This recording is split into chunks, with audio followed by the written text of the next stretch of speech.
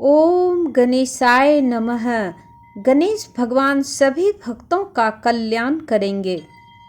दोस्तों, भाद्रपद मास में पड़ने वाली अमावस्या को पिठौरी अमावस्या कहा जाता है।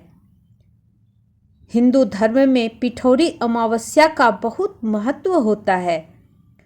ऐसी मान्यता है कि पिठौरी अमावस्या का व्रत पूरे विधि विधान के साथ करने से और पिठौरी अमावस्या के व्रत की कथा सुनने या पढ़ने से संतान की लंबी आयु होती है और जीवन सुखमय होता है।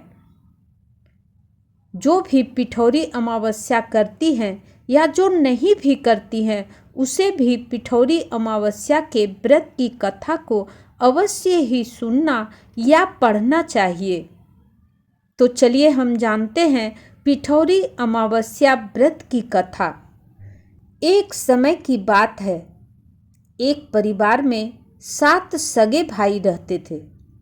यह परिवार सभी सुख सुविधाओं से संपन्न था।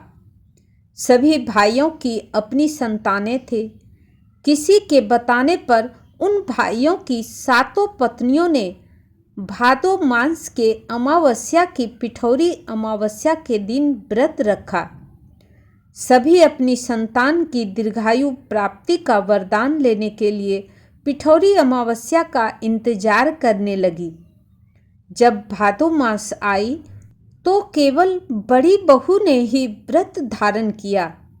संयोगवश उस दिन उसके लाडले पुत्र का देहांत हो गया।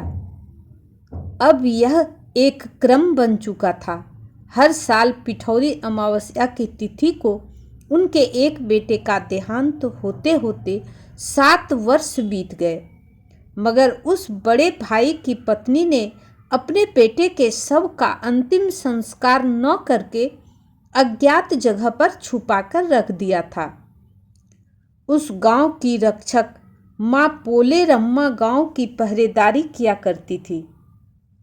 जब उसने उस बेटी का रोना सुना तो वह उसके पास गई और उन्हें धीरज बंधाकर उनके रोने का कारण पूछने लगी।